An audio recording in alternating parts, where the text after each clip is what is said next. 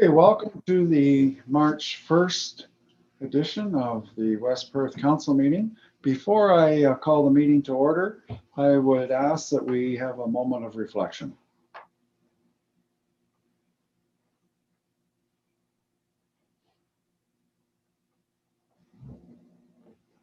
Okay, thank you. All right, we'll call this meeting to order. First item on the agenda is confirmation of the agenda. I didn't hear any word from Carla that there was any additions or deletions, so I'll take it that the agenda is as was and as was circulated. So a motion that we accept or confirm the agenda as circulated would be in order. Councillor Marshall, and seconded by Councillor Rose. Thank you. All those in favor? That is carried. Does anybody have a conflict of interest with anything on the agenda tonight? Okay, I don't see any hands up. If you do find that you're in hot water as we go along, you can declare it at that time. So we have a number of items on the consent agenda, actually 15 to be exact. Is there anything there that anybody would like some clarification on or would like pulled and dealt with separately? Don't see any hands up for that either. So if that is the case, then a motion to accept the consent agenda would be in order. Moved by Councillor Murray, seconded by Councillor Harold. All those in favor? Opposed, if any? That is carried. Okay, at this time, I am going to call on Carla, and she's going to introduce our new employee.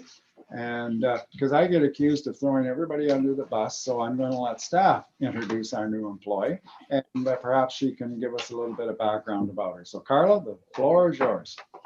Yes, if you want to pop your screen on. So we have Levica Blazevich that has started with us today, effective today as the new council services coordinator. There she is. So we just thought this would be a good opportunity to introduce everyone to Levica. So she is from Huron County, and her most recent place of employment was Central Huron. I don't know if you have anything you want to add. I just wanted to say good evening, everybody. Yes, I'm Levica Blazevich. I'm happy to have this opportunity to work with you all. I hope I will do well, and yeah, I hope everybody's gonna be happy.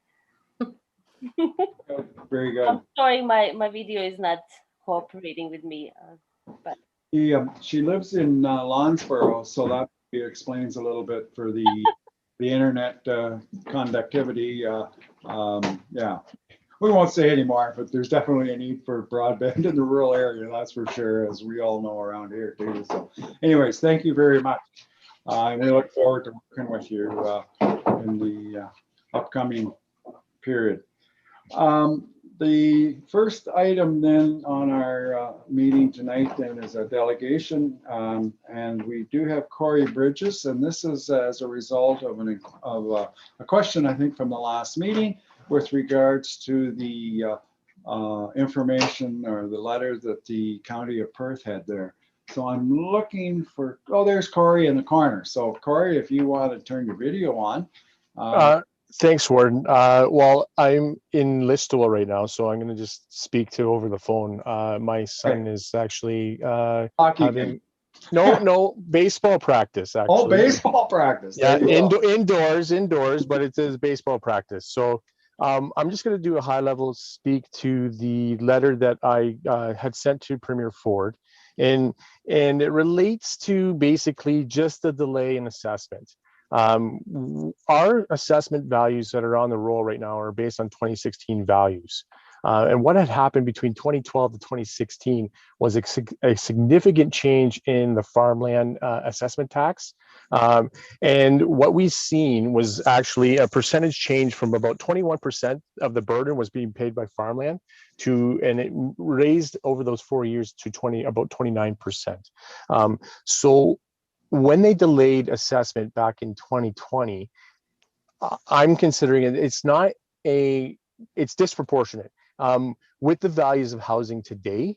And if they valued it based on 2019, we should see that shift back to residential over the next 4 years.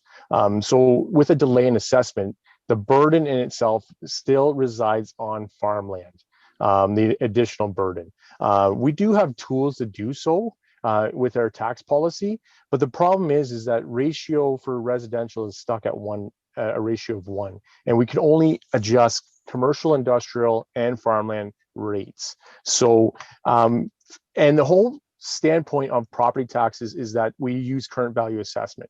So if we continue to leave it at 2016 values, now we're 5 years out of what they are valued at. So my take is that we need to get the province to move forward to bring in either 2019 or 2020 values, and then we can move forward and see how the shift in taxes will come.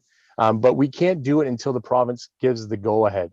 MPAC will not release that data. I know that data was done in 2019. Won't release that data until province says, yes, we're going to use 2019 as the valuation date. So that is the sense of the letter. So if there's any questions from council, I'll be happy to try to answer them. Okay. No, I believe it was Dean that initially had the question the other night. So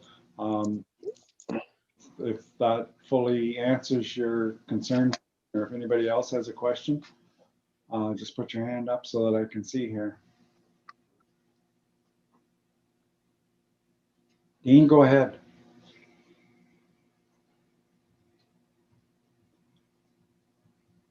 Your mute is off, Dean, but we can't hear you. No, we can't hear you.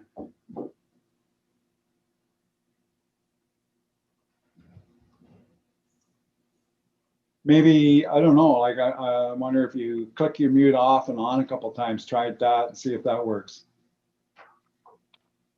No. Cheryl had well, of course, Cheryl's was a different problem, but we couldn't hear her at the start either. Or just try it once more, Dean. No, it's not working. Any other questions for Corey then? Councillor Murray. I'm just wondering whether we can add any weight to this. Can we add any extra support, or is it where it's at right now, the way it is? We can't do anything more. Because I feel very strongly that this should be changed to 2019 figures. Are any of the other lower tiers adding support to this letter, Corey, or would you like us to endorse it and support it as well?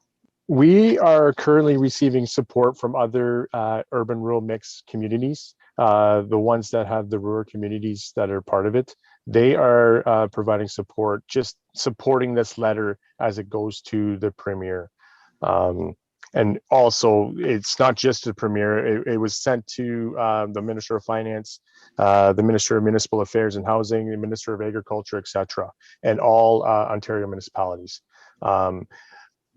If rural communities, I'm thinking the rural communities would want to support this, and because the urban centers are indifferent about it because they don't have the farmland that we do in Perth County, as well as our surrounding areas. So Councillor Murray indicates that more support or whatever, but if we can support it, that would be the best take, is that move this forward. And hopefully come March, we get that notification that the province has moved forward with current value assessment. Okay, so and I'm going to ask if somebody wants to make a motion, but so you would like us to, if we support it, to also copy to Minister of Finance, Municipal Affairs and Housing, and Minister of Agriculture, as well as the Premier, right? Correct. Okay, we can certainly accommodate that, I think. Any other questions from anybody on council? Okay, I would look for a motion if anybody wishes to support this letter. Certainly, and Dean put his hand up. I know he can't talk, but we'll take him as a mover that we support it, and seconded by Councillor Bell, that we support the letter from the County of Perth with regards to farmland and assessment. Any further questions on that one? Okay, if not, all those in favor of the motion? Opposed, if any? That is carried. Thank you. So thank you very much, Corey.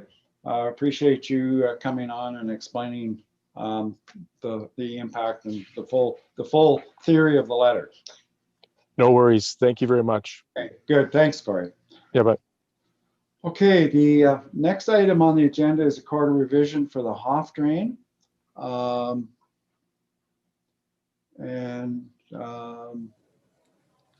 got to bring it up here.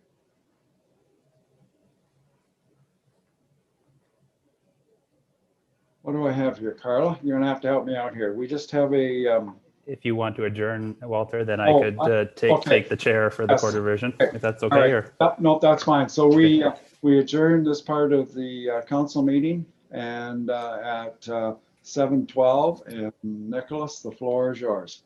thank you, Walter. We have two quarter revisions tonight, so the Hoff and then the McMullen. We'll take them both separately. Members of the court are myself and Sherry Bell and Cheryl Matheson and Anna Marie Murray and Dean Trentowski. So the five of us make up the court revision. So we'll take them separately and go through each of them one at a time. So I'll call to order the court revision for the Hoff Drain 2020 at 7:12. The purpose of the quarter revision under the Drainage Act for the Hoff Drain 2020 is to hear and make decisions on the appeals to the engineer's report dated February 8th, 2021. Members of the Court of Revision are legally required to act fairly and impartially, whether they declare this publicly as an oath or not. Are there any declarations of pecuniary interest by members of the Court of Revision?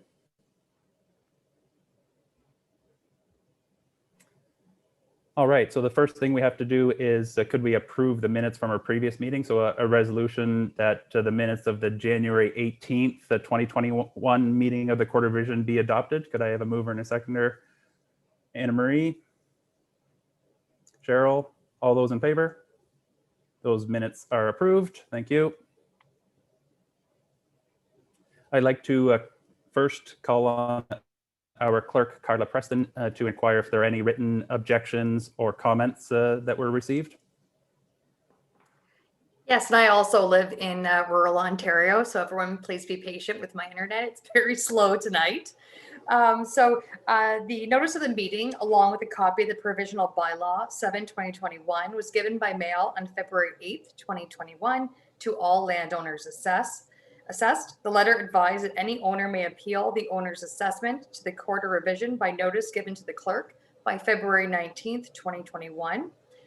So just prior to the Court of Revision at 3:30 this afternoon, I did receive an email from landowner, one of the assessed landowners, Randy Hoff, that indicated that he didn't wish to appeal. He just knows in his mind, I've lived on this property 64 years and the water runoff from Jeff Vanderhides is a lot more than he's being billed on this assessment. I will say no more. Thank you. So that's just an indication. He doesn't wish to appeal, but just wanted that statement to be known. Okay. Other than that, no appeals have been received. Okay. Are there any landowners tonight on the Zoom meeting that would like to make a late appeal?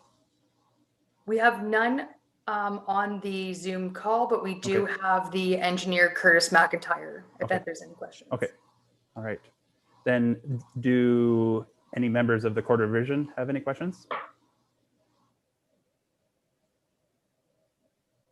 And no questions from any other landowners? All right, then we'll move down to a resolution. Sorry, we'll move down to a resolution from this Court of Revision to approve the schedule of assessment as outlined in the report prepared by K-Smart Associates dated December 21st, 2020, and tenders be let. Could I have a mover and seconder for that, please? Cheryl? And Anna Marie? All those in favor? That's carried. Thank you. So we'll close this Court of Revision, the Hoff Court of Revision at 7:16. We'll do it one more time again for the McMullen drain. So the Court of Revision for the McMullen drain 2021 hereby convenes at 7:17. The purpose of the Court of Revision under the Drainage Act for the McMullen Drain 2021 is to hear and make decisions on the appeals to the engineer's report dated January 20th, 2021. Members of the Court of Revision are legally required to act fairly and impartially, whether they declare this publicly as an oath or not. Are there any declarations from members of the Court of Revision?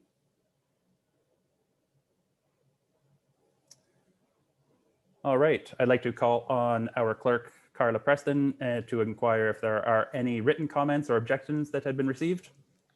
So notice of the meeting along with a copy of the provisional bylaw 8/2021 was given by mail on February 8th, 2021 to all landowners assessed. The letter advised that any owner may appeal the owner's assessment to the Court of Revision by notice given to the clerk by February 21, 2021.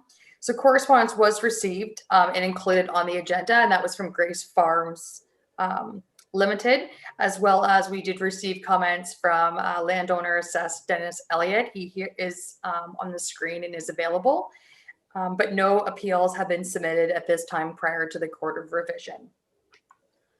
All right, so I'll take the written comments from Grace Farms Limited first, and then we'll check to see if there are any late appeals, and then we'll get into some questions. So the members of the Court of Revision, we have the letter from Bob Grace of Grace Farms Limited. Would you be willing to make a recommendation that the Court of Revision receive this letter, approve the request that he purchase and supply the materials and install the culvert under the supervision of Dietrich Engineering, that following completion of the project, the net costs, assessment less grants, if applicable, of all lands in the watershed be paid by Grace Farms Limited? Is that something that any member would be willing to move? Anna Marie? Seconder, Cheryl, any questions from any members of the Court of Revision? All those in favor? That's carried. Thank you. Are there any late appeals from any landowners on the call?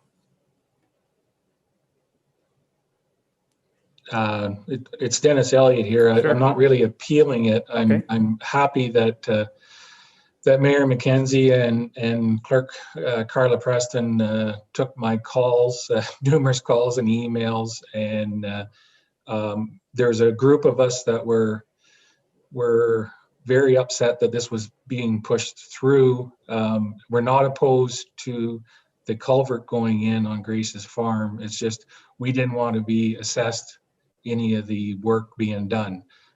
Realizing now that that is installed on the McMullen drain, if future work if future work is to happen, that would be assessed because it's an existing condition then. So I just want to thank council for that on the group of us out here. Thanks, Dennis. Are there any questions from members of the committee? Any other questions from landowners? Is there anybody else, Carla, that is with us tonight? I'm sorry, I can't hear you. There we go. The engineer, Okay. Chris Dietrich, is on Okay. the call, but I think only if there's any further questions. All right, great. All right, then we'll render a decision that so if I can have a mover and seconder for the Court of Revision approves, I better get the right motion.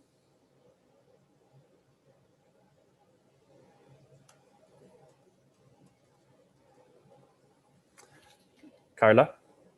Yep. If We just need to read the resolution yes, for you. that would be appreciated. Thank you. No problem. So the Court of Revision approves the schedule of assessment as outlined in the report prepared by Dietrich Engineering dated January 20th, 2021. Great. Mover and seconder for that one? Sherry and Dean, all those in favor? That's carried. Thank you. All right, so we'll adjourn the quarter revision at 7:21. Walter, I'll pass it back over to you. Nicholas, do we want to get a quick mover and seconder to close the meeting? Okay, Sherry and Cheryl said they would. Perfect. Thank you. Okay, thanks, Nicholas. The next item we have is a planning report from the county planner, Susanna Reed. And I am looking for Susanna too. Sometimes there she is in the corner of my screen. So Susanna, I will turn the floor over to you. And this is with regards to a lifting of a holding on a subdivision, I believe. So Susanna, take it away. Thank you very much, Mr. Mayor. Are you able to hear me? We can hear you quite well. Oh, good. Yes, it's good to meet council tonight. My name is Susanna Reed, and I'm a newly hired planner at the County of Perth. And I've reviewed the application to lift a holding zone on 216 St. George Street in Mitchell. I just have a few slides to show you if it's possible to share my screen. Is that? So this is the location of the property here. The municipal address is 216 St. George Street. It's on the corner of St. George Street. This is Henry Street and Pond Street. This application was approved by, as a plan of subdivision, was approved by the county in September 2020. There are 3 phases to this plan of subdivision. I'll just step back. The applicant for this project is a numbered company, 216-1453 Ontario Limited, care of Howard Culligan. And the agent for the property is Carolyn Baker of Baker Planning Group. The zoning on the property was approved to be an R2 holding zone. And what council is considering tonight is a request to lift that holding zone. I'll just show you again the plan of subdivision as it was approved. So this is the plan of subdivision. The plan of subdivision included the entire block from St. George Street to Pond Street. And it was approved in 3 phases, 5 lots fronting Pond Street, and then smaller lots for townhouses along an extension of Thames Road or Thames Avenue. And then finally, sorry, this is phase 3, and phase 2 is 5 lots fronting St. George Street. So the only part that's being considered tonight is an application to lift the holding zone on phase 1, which is 5 lots fronting Pond Street. So when the zoning was approved on this property, a holding zone was placed, and the reason for that was to allow the developer to enter into a development agreement with the Municipality of West Perth. And second, to provide a record of site condition as the property had formerly been used as an industrial site. So the developer has satisfied the municipality that both of those actions have been taken. And as a result, the planning department is recommending that the holding zone be lifted. Those are all the planning comments, and I'd be happy to answer any questions if council has any. Okay, thanks, Susanna. Are there any questions with regards to that report? And I have just, something has happened here, Jeff. I've just lost, oh, there we're back. I just lost my screen for a second. I don't know. Did I still carry on with my voice? It came through okay? Okay, sorry, my screen went completely dark. Any questions for Susanna?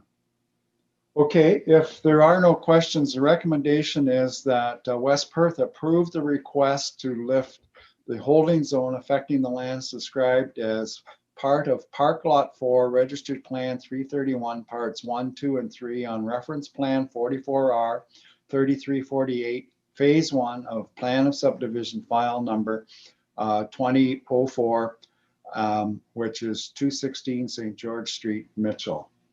Doug, you're moving that? Question? Moving. Okay, thank you. Do we have a seconder for that? Councillor Marshall? Any further questions with regards to that? All those in favor then? Opposed, if any, that is carried. Thank you. And thank you, Susanna. Okay, moving on then, we get into other reports, and the first report is from our librarian. And Rosemary, is she on here? Yep, she's in the corner there. There we go. Very good. All right, I will turn it over to you, and you can do the library report. Thank you very much. Good evening, Your Worship, members of council. The library board met last Tuesday on the 23rd and passed a motion to approve the board member job description. There was not previously a job description for board members, and it was felt that this would be useful for new members coming on board, for example, as recently happened. The library logo was also discussed. The library currently does not have one, so one is going to be designed. And there was a discussion about color and imagery and that sort of thing. All of that input was forwarded to Snyder's Graphics.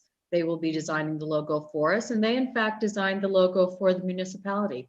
So that will be interesting to see what the graphic designer comes up with there. The board chair, Jesse Britton, will make himself available for the library's budget presentation to council when that is scheduled. And the board chair also will be representing West Perth at the Ontario Library Service Board as of April 1st. The Ontario Library Service supplies public libraries in Ontario with training opportunities, resources for staff and board members. So there is a board that is separate with the Ontario Library Service, and our community will be represented there by our board chair. The library's new website also will be launching in the next couple of weeks, so that's very exciting. And it will be introducing any number of features as a nod to the fact that broadband is not fully consistent throughout the community, let's say. There will be consideration to that. So there will not be a lot of moving graphics, moving pictures, that sort of thing, which takes up a lot of broadband. So hopefully we'll be very respectful about what's available in the community. But we look forward to launching that website, and it will also have our updated policies and board bylaws and that sort of thing as well. So exciting times at the library, and I'm happy to answer any questions. Okay, any questions? Looks like you did a fantastic job. We have no questions at all. There you go. Okay, seeing none, we will carry on then. So thank you very much. Thank you. The next item then is a report from the operations manager. And I know Mike is on here. There he is. Okay, so Mike, take it away. Good evening, Your Worship and members of council. This report is for February. We completed all of our annual fire extinguisher safety checks at our facilities. It was a busy month for winter maintenance and snowplow operations. Currently for tenders and contracts, we have nothing to tender right now because we are going to be, of course, waiting for budget deliberations to commence later on this month. And we also received 2 tenders that were pre-approved back in November of 2020, and they were let. So the first one is structure 028F. It's a boundary bridge with the Perth South. We put out tenders. We received them on Friday the 19th. We had 5 plan takers and 5 contractors close. All documentation was checked, and we're familiar with the low bidder of WeatherTech Restorations. And we are, as you can see, just slightly under the forecasted budget for this project. So therefore, I recommend to council that we proceed to award the repairs to structure 028F to WeatherTech Restorations in the amount of $425,500. $406.58. Okay, we might as well deal with that right now, Mike, I guess, if you want. So you've heard the recommendation there that we accept the tender for repairs 28F on Road 140 to WeatherTech Restoration. And as Mike said, the amount is $425,406.58, including HST. Do we have a mover and seconder for that motion? Moved by Councillor Murray, seconded by Councillor Matheson. Any further discussion on that? Okay, all those in favor of that motion? That is carried. Thank you. Okay, moving on then, Mike. The second one is line 53. This was a joint tender with the County of Perth and North Perth. It was a part of their contract tender 2021-31002, and that was their Perth line 55 from Moncton easterly. They issued tenders. They had 19 plan takers, 6 submitted bids. Everything within the project met the scope. The low tender was Branco Construction. Ourselves, North Perth, and myself reviewed the tenders, and the arithmetic and everything was in order. I suggest that we proceed with awarding the report, or accept the report from Perth County, and that we participate in the joint tender with the County of Perth for this project. You will notice the financial implications, and that is based on my November estimates. My November estimates were based on actuals of 2020 from the county and our actual HL2 estimates and our contract values for our hot mix asphalt. The county's hot mix asphalt in 2020 was around $60 minus the rebates. It came in at $74 this year, and our HL2 last year was at $77 a metric ton, and the HL2 came in at a price of $92. So I estimated on actuals of 2020, and as you can see, 2021 numbers are more in line with what we should be expecting for the remainder of the year of 2021 and moving forward. It's the volatile market. I'm not sure if it was based on the timing of what happened in Texas, but those are the prices that we should be expecting for the remainder of the year. And the rest of our 2021 budget has been also adjusted to reflect these prices. Okay, thank you, Mike. I guess we'll do the motion, and if there's questions, excuse me, we'll ask them at that time. So the recommendation is that we receive the tender results for Perth line 55, line 53 reconstruction, and receive that report for information, and that tender 031002 be awarded to Branco Construction for the tendered price of $1,719,183.10, excluding HST, with West Perth's portion of the project being $584,560 and 32 cents. So we have a mover and seconder for that recommendation. Councillor Harold, I was getting worried, and Councillor Rose. Any questions with regards to that? Okay, all those in favor? Opposed, if any? That motion is carried. Thank you. Okay, anything else, Mike? I have nothing else to report. Any questions for Mike? No, okay, very good. Thanks, Mike. No problem. Good evening. Talk to you later. Next item then is the Recreation and Facility Managers Report. So Darcy's here. So Darcy, take it away. Mayor Thank you, McKenzie, ma'am. if I could Oh, just sorry.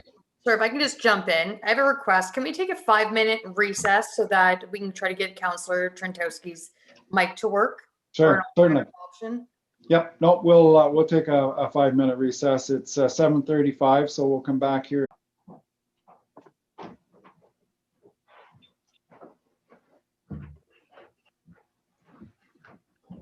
I just hope she cleans up the mess.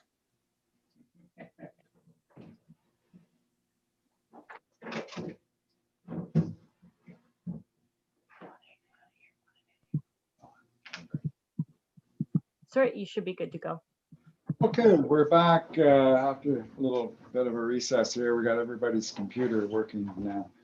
All right, now I think so. All right, so we were at the Recreation and Facilities Manager report, and Darcy is here. So Darcy, take it away.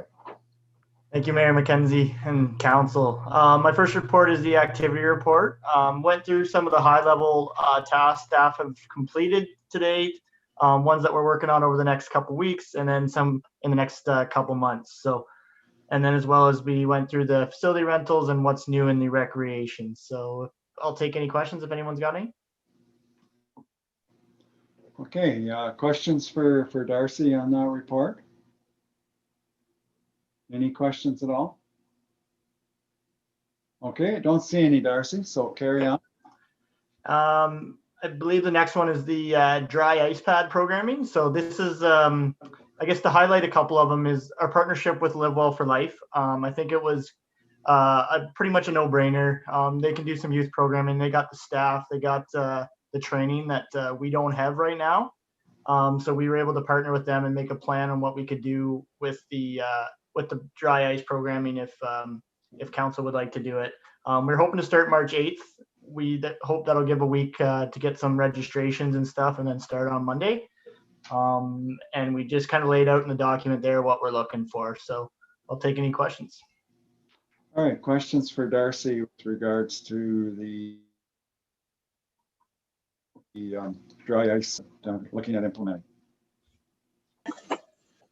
Registry, I think I read it there without popping the document back up. Registration is going to go through the municipal website.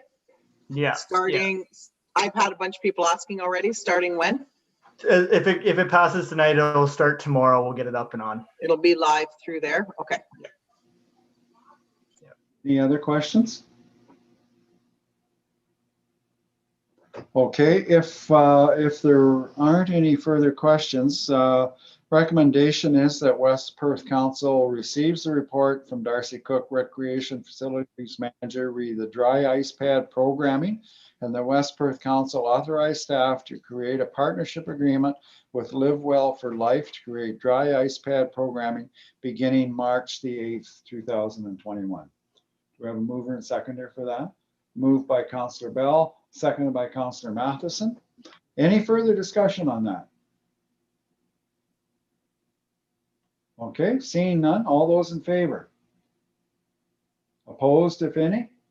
That is carried. You got a question, Dean? Your hand goes up a little later, so I'm never sure. Nope, that's fine. Okay. Yeah, there's a bit of a... We're good. We're good, thanks. There's a delayed reaction there, so I'm never quite sure if it's a question or a vote. Okay, then the next item then, Darcy. Yeah, and I just note on the dry ice pad programming there is that we are excited. It is going to be for all ages and all demographics, so we're pretty excited about that one. And then the next one is the summer day camp and youth center programming. I broke down what the impacts of the budget will be for 2021. Obviously, it'll be a little bit different for 2022 and beyond, but I broke it down what we're looking for 2021. I did the day camp and the youth center are separate, but I kind of wanted to run them together just in the fact that if we do take over the youth center, we would use it to house the day camp for some of it anyway. We probably would utilize the community center as well, but we would utilize the youth center for a lot of it. In the document, we broke down some draft schedules, some draft registrations, fees, and that kind of stuff, but I will gladly take any questions. Okay, questions for Darcy? Councillor Tam?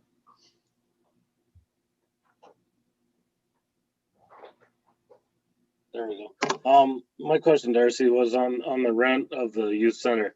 Do we have to sign a lease or a contract for that?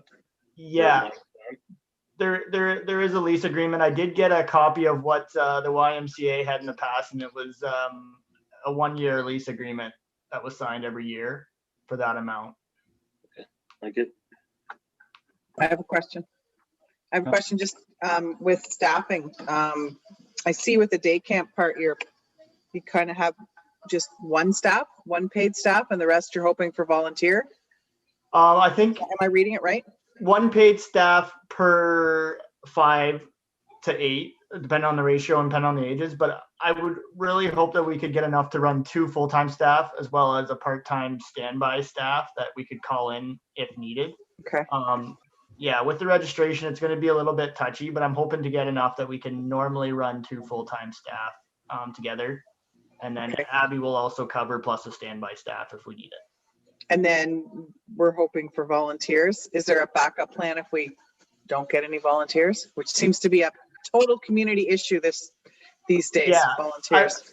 I would say we're not really banking on volunteers. We're more Okay. advertising the Okay. volunteers to help, but we would be okay with just staff if we get no volunteers. Okay, that was my question. I just wanted to make sure seems to be a community-wide problem these days, volunteers. For sure. Okay. Deputy Mayor Wright, you had a question. On the youth center, Darcy, that building is up for sale right now and it hasn't been occupied. Can you tell me when the youth center, the YMCA quit running it? Has it been all year so far, or was it in the last fall? I believe it was last fall, but I don't actually have that date on me. I could find that out, but off the top of my head, I believe it was last fall. And does anybody, I know there's a pandemic, does anybody have any inclination of, like I believe they fundraised, we obviously donated $6,500 to it. The churches gave, did they approach anybody else about running it or just hand it off to us to potentially run it? Because after our lease for this year, if it got sold, that person might have a far different idea what they want to put in their building. Or rent, commercial rent, it's not rent capped. They could maybe want $5,000 a month for it. And, I think for this year, we will probably go forward, if, in my opinion, on both. But are we going to be successful, or do we have our own facility where something like that could be run? I guess, I don't know if the question was to me, but as far as if they reached out to anybody else to run it, I don't know. They haven't told me that they have or haven't, but I know Youth Unlimited, where I showed the partnership there, they were interested, but they just don't have the capital to actually run the building and stuff, but they're definitely interested in helping out with the programming. But as far as the building sale, I don't know. I mean, it would be hard for us. We could run some of the drop-in programmings, but to run a youth center 4 or 5 nights of the week, we don't really have a spot to put them right now that the municipality owns. Okay, Sherry, did you have another question? No, I did, but I think Doug pretty much covered it. I just wondered if we had a backup plan because I knew the building was for sale, and what if it sells? I know there's been a lot of people in and out looking at it. What if it sells before we get our lease done, or what happens? Leases can be broken. So I just wanted to know if we had a backup plan. Okay. Any other questions for Darcy on this? So the Youth for Christ involvement, they have some staff to assist or not, Darcy? Yeah, so the Youth Unlimited would supply staff for the program portion of it. So if it was a design program, they just will not supply staff for the drop-in program. That would have to be our staff. Okay. All right. Okay. Okay. Sorry, I have one more question because I'm trying to find it, but I can't. What about insurances? Are we going to be looking at a fair insurance cost to run a drop-in youth? The building, the center, the second off of the normal municipal property, et cetera, et cetera. Yeah, it'll be the lease insurance that we'll have to pay. Like they'll have the building insurance, but the lease insurance on what is ours, and our program insurance will cover the programming section of it and the people that come in for the programming. So I don't think we'll see a big boost, and nothing that I don't think can be covered in the budget that I presented, with the additional facility covering the insurance. Okay, any other questions? Okay, we do have a recommendation here then. And the recommendation is that we received a report from Darcy, the Recreation Facilities Manager, pre-approval for a youth programming and youth center, and that West Perth Council pre-approved $16,784.82 for the Recreation Department 2021 operating budget for implementation of a youth programming and youth center. Do we have a mover and seconder for that recommendation? Councillor Rose, thank you. Have a seconder? Deputy Mayor Wright? Okay, any further discussion on that? Okay, seeing none, all those in favor of that motion? Opposed, if any, that is carried. Good, thank you. Mr. Okay. Mayor, Anything- Mr. Mayor, Oh, sorry, Doug, go ahead. Darcy, we have a new tennis court, and I was wondering if we've had any indication, I don't want to throw you under the bus, if we're going to run a program this summer. Yeah. I was actually hoping to bring that to today's council, but we had an instructor that decided that they couldn't make it work. So we're now working on a second instructor, but I think either within the next council meeting or two, I'll have a report with everything outlined and what we plan on programming at the tennis court. But I can definitely tell you there's some exciting things happening there as well. Very good. Okay, thanks, Darcy. Okay, if there is nothing further, then we'll move on to the next item. So thanks, Darcy. So next item is with regards to the Ontario Fire College and closing. So Chief Hunter, there he is, front and center. He was doing a letter up that we had asked him to do. So Bill, I'll let you take it away. Great. Thanks, Mr. Mayor and Council. So the report tonight is in response to the request from the last council meeting to prepare some information in regards to the Fire Marshal's announcement on the closing of the Fire College, which actually takes place the end of this month, so 4 weeks away. The Fire Marshal has made it very clear to fire chiefs across the province during a webinar that the decision to close the college was, as he said, a done deal. So while the closing of the college is a big loss to the identity of the Ontario Fire Service and the firefighters that use it, it really is a symptom of a bigger problem when it comes to a lack of accessible and available, consistent and standardized, affordable training for all of the Ontario Fire Services. Council will see in the report, there's a table that I've put in some cost comparisons between sending firefighters to the Ontario Fire College and sending them to regional training centers. The Fire Marshal has committed that in the future, every fire department would have to travel no further than 90 minutes to get to a regional training center. So I've kind of used that as a benchmark to come up with some of those costs. On average, it's about a 25% increase in our cost of training to go to the regional training centers. So based on that information, it would be my recommendation, and comes from the Ontario Association of Fire Chiefs also, that the Ontario government should formulate a grant or subsidy for municipalities to ensure that we can have some standardized training across the province. And basically, the Ontario government's been subsidizing firefighter training at the Ontario Fire College for decades because they've only been charging municipalities $65 per firefighter, regardless of the length of time that we're up there. So they've kind of established that benchmark, and I think it would be important if they are going to close the college that they continue to subsidize fire services. And I'll gladly answer any questions. Okay, thanks, Bill. Any questions for Chief Hunter? Okay, seeing none, deal with the recommendation, and it is that we received a report entitled Ontario Fire College Closing, prepared by Fire Chief Bill Hunter for information, and that West Perth Council submit a letter to the Premier, the Solicitor General, and the local MPP expressing their concerns with the OFC closing and the potential for increased fire training costs to be borne by municipalities. Do we have a mover and seconder for that resolution?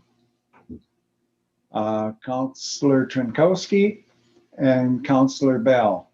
Any further discussion? Okay, if not, all those in favor? Opposed, if any, that's carried. So anything further, Bill? No, thank you very much. We had another busy day yesterday, I understand. Yes, sir. Yeah. Any No. questions for Bill before he gets away here? We've had, well, not necessarily us, but I know there has been a lot of house fires this particular, well, since winter and this first part of this year for whatever reason, I'm not sure. I really, there's not a consistent problem in all the fires. It's just, I don't know, I'm going to blame it on COVID. Yeah. Yeah. You know, and quite to be serious, you know, everybody's being asked to stay at home. You know, people are spending more time at home. There should actually be less fires because they've got more opportunity to maintain heating systems and keep their homes safe. But you know, maybe people are just not paying attention to what needs to be looked after. But thankfully, no injuries yesterday, so that was good. Yeah, no, that was good. Okay, well, thank you very much, Bill. Great. The next item then is CAO, and this will be a verbal update, I guess, for Jeff. So Yes, I hope everyone can hear me well. you're muted. I'm not actually, I'm going on your. Oh, all right, okay, sorry. Yeah, good. So, just keeping me on my toes. I have a couple of items I want to just give quick updates on verbally, and I would be really remiss if I didn't to start by just saying that I think all of the staff in the organization are really pushing hard. It has been, I'm following up on Chief Hunter's comments about, you know, it would be easy to contribute things to COVID, and as an organization, we're really trying to keep things as normal as we can, but it's not normal. I mean, we are dealing with a lot of changed processes, and we're changing colors again, as you will know from the weekend, and we're assessing how it again changes our approach to recreation, which brings Darcy into it almost every time, and our approach to the office, which brings Carla into it, and how we manage staff, which brings all of our managers into it, and how we open the library. So I just want to say in front of council that we are really working hard to not let COVID define us and to keep our projects going. We've been trying again to not lose projects, but staff are working really hard, right from management right down to frontline staff to keep moving. I do have a couple of verbal updates I want to give council tonight. They're all related to the last council meeting, February 22nd. We had a number of good questions come up through the consent agenda and also the other business agenda at that February 26th meeting. And I was able to do some work on those and get you answers to the ones that were unanswered, because there were a few that we weren't able to answer on the spot. And on that note, I would encourage you all as councillors, if you have a question about the consent agenda that you see coming up, and if you've spotted it early enough, or if you think you've got something you want to raise in other business, or you have a question about operations, please don't hesitate to send them to me, and we'll try to get you the answer so we can provide it right away. I completely appreciate you may want to ask it at a council meeting, and we're all good with that. And then we can just try to get you good answers. You probably saw me squirming last week when you asked a couple of questions trying to come up with an answer, and we'd like to get you a good thorough answer right from the beginning. So if you can remember that. And on that topic, I'll just run through a few. The first one was the county letter, and you had Corey Bridges from the county speak to that item, and a very worthy item glad it was pulled, and certainly a good update for council to get. There was a question, so I've got 3 or 4 other unanswered ones here. I'm just going to run through quickly. There was a question regarding agenda item 7.2, which was the Environmental Services Committee minutes about the Logan landfill. And I just want to mention, we looked into that one, and that's a question about study work that's being done, and it will be reported back through Environmental Services and brought back. And that one was on page 51 of your council minutes tonight, the question. The next one was a question about the portable speed sign and whether or not West Perth, if they owned the sign, would have the ability to post that a portable speed sign on the provincial highway or a county road. And we were able to speak to Mike Kramer about that. That came up under 7.5 Police Services Board and page 52 of your agenda package tonight. And the answer that we understand is that we wouldn't be able to post our speed sign on the highway of another jurisdiction.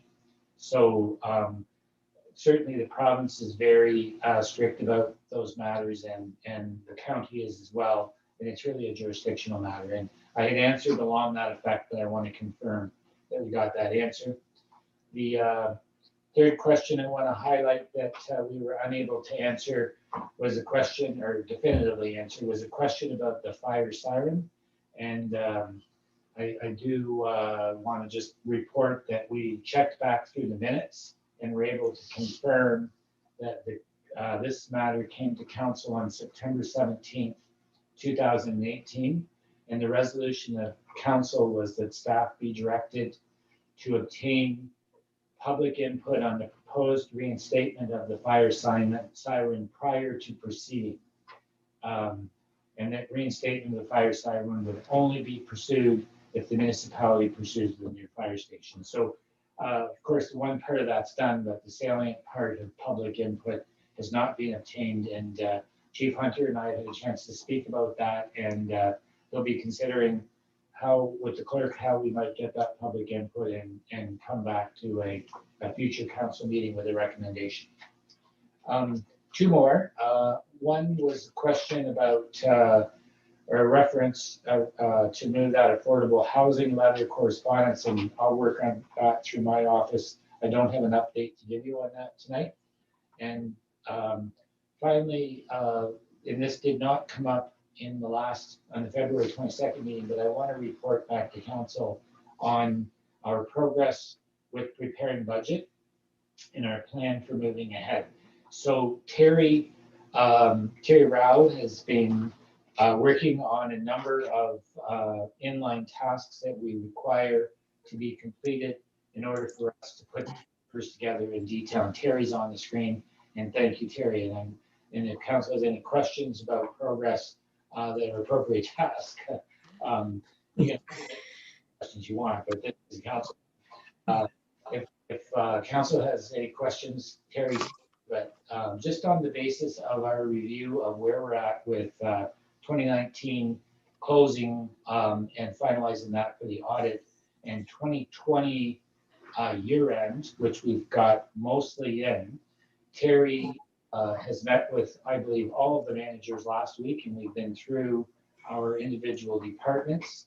We're now needing to pull it back together. We're thinking it's cutting it a bit close to go for March 17th, just in terms of how we're going to pull it together. So we're proposing that we bring a very thorough budget to you on March the 24th, which is a Wednesday. We're proposing a Wednesday partly because we've been moving it off of the Mondays for budget day, and secondly because of just with the schedule for the treasurer, a Wednesday is a better fit than a Monday. And we would offer the option of either a 3:30 p.m. meeting in the afternoon, about an hour and a half or 2 hour meeting, where we would have the details, and or a 7 p.m.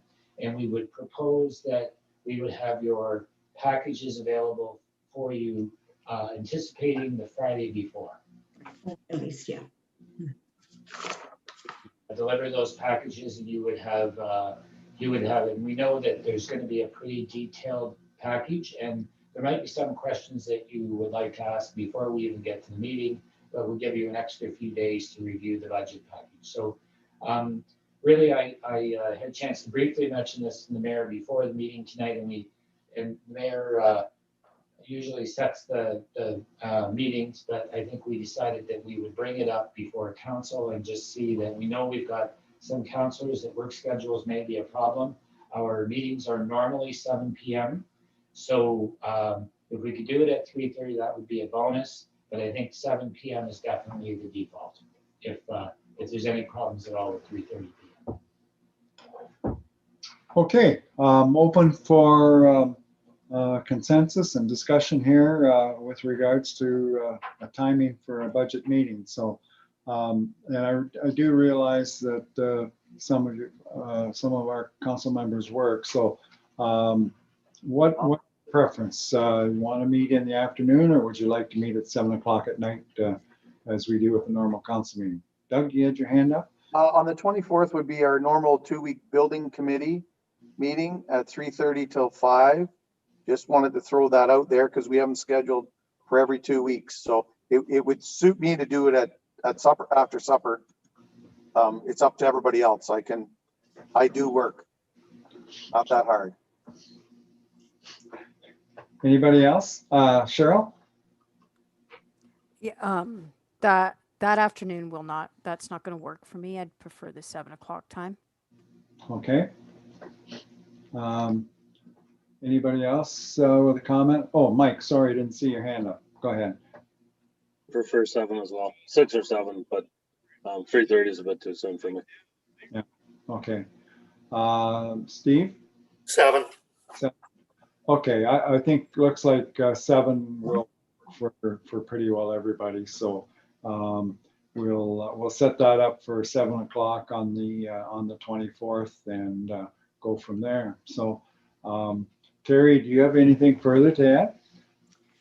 No, I'll try and have a pretty comprehensive budget for you. The county should have theirs passed. I know they're looking at a tax policy, changing the multi-res from 1.25 to 1.1 or 1. So I'm not sure how that's going to go. So that's going to affect the final rate and the distribution of taxes and so on. So hopefully of that, we've got our education rates. I'll have a report to you on the assessment and where we're at with that and what our growth dollars are.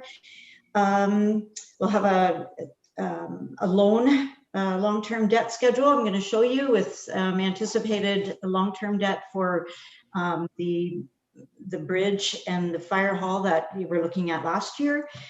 And let me see, reserve schedule. I want to have that in the package too, the transfers to and from and where we're at with that. So it's a lot of work right now trying to figure all those out and to get that going. We are continuing on with 2019.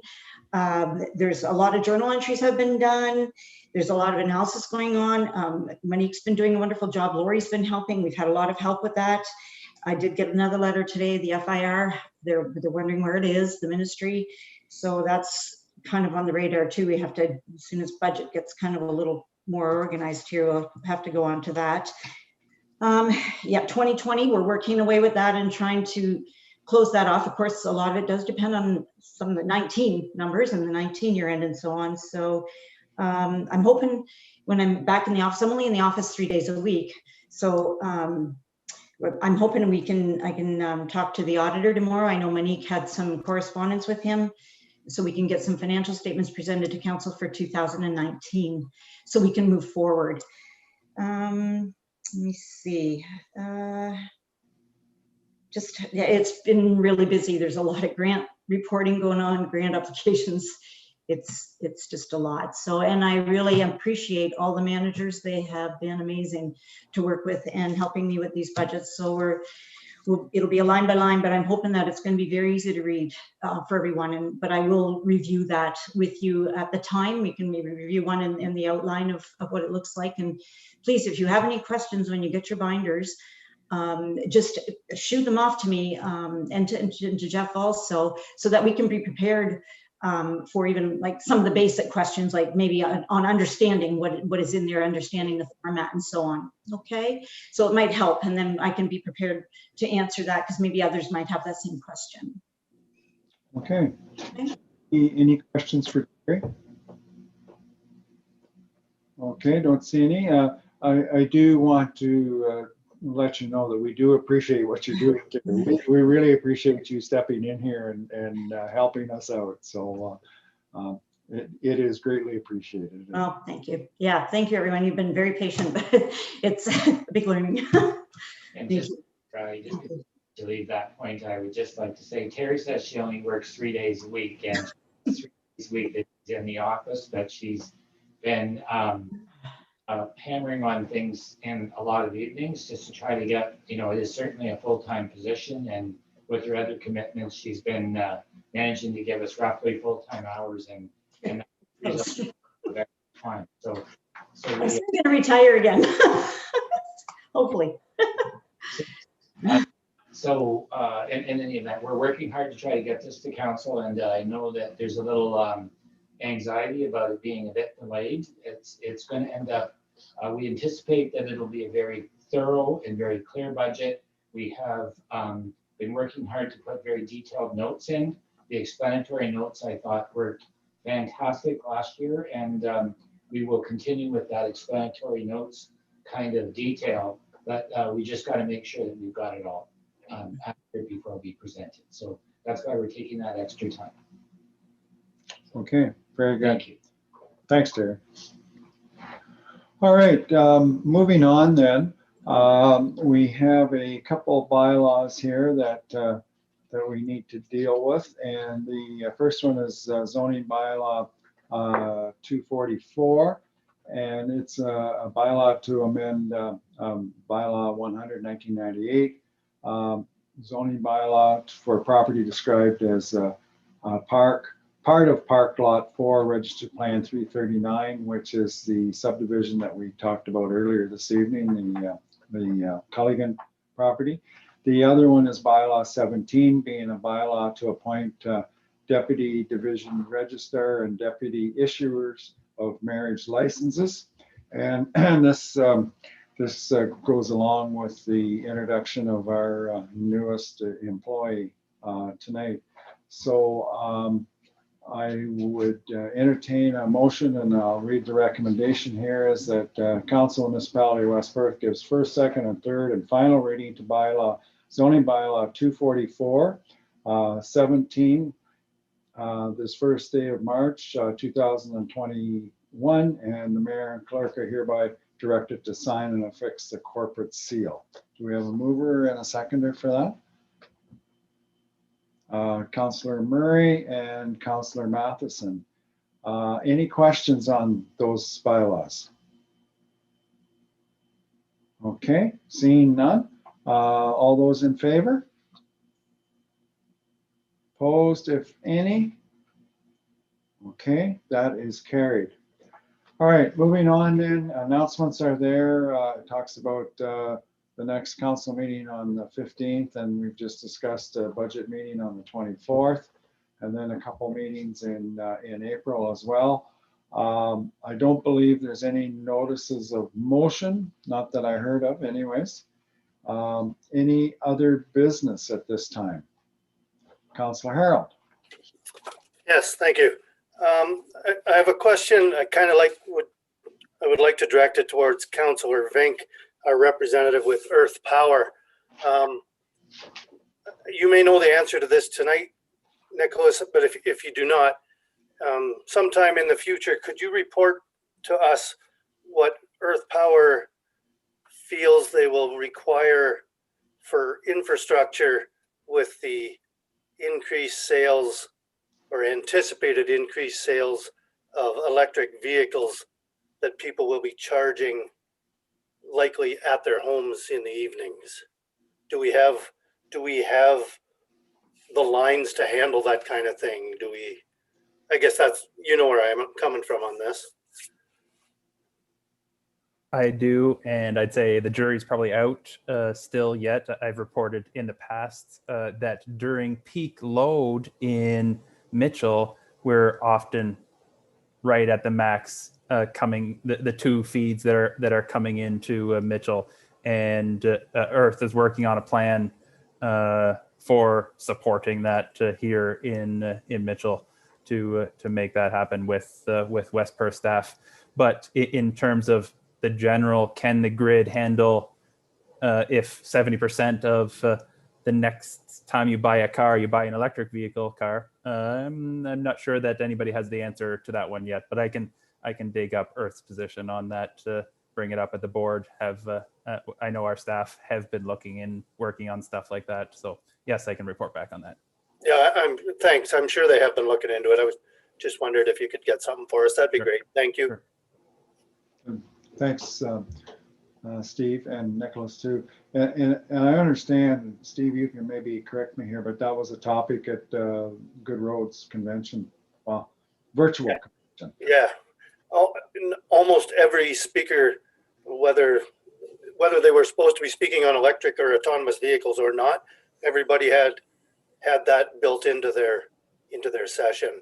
It was all about the hybrid vehicle, whether it was a full electric vehicle or hybrid, whether it was autonomous or not, switching buses over to convert them to run on rail, a lot of things like that. But it all takes electricity as energy. Yeah, and the interesting part about an electric vehicle at every home means there's a battery there too. So if there is such a thing as net metering in Ontario, where you can have your battery charged up, and if the grid needs more power, sell it back to the grid to support the electricity demand. So it's plugged in, it could actually flow both ways. And so if we had batteries at 70% of the houses, that could support the energy use at the grid. But then if everybody plugs in all at the same time, needs to charge it up all at the same time, that's a different problem than if we're spreading out the load. So peak demand now is not at 7, 8, 9, or midnight or 1 o'clock in the morning, but maybe we could push some of that load to 11, 12, 1, 2, 3 o'clock in the morning when not much electricity is being used. So actually we can spread out the need for that wire to be upsized, because we don't need the load at 7 o'clock. It can be dumped into the charger as long as it's ready to go when I'm ready to go to work. It can be dumped in there. And then if it's plugged in during the day, it could be used as a send it back out onto the grid to support the peak load infrastructure. So lots of opportunities in the future for if there was lots of batteries at everybody's in everybody's car plugged into the grid. Okay, thank you. Well, it certainly seems to be a topic with some of the main auto manufacturers. Certainly, we've seen the ads on TV with regards to what they're anticipating. Okay, if there's no further questions, we'll move on. I don't believe that we have a closed session tonight for once. So brings us down to confirmatory bylaw. And bylaw number 18 is a bylaw to confirm the proceedings of council and corporation of the Municipality of West Perth for this meeting dated March the 1st. And a mover and seconder would be in order to do that. Councillor Marshall, Councillor Rose, all those in favor? That is carried. And finally, a motion to adjourn at 8:19. Moved by Councillor Marshall, seconded by Councillor Harold. All those in favor? Opposed, if any? That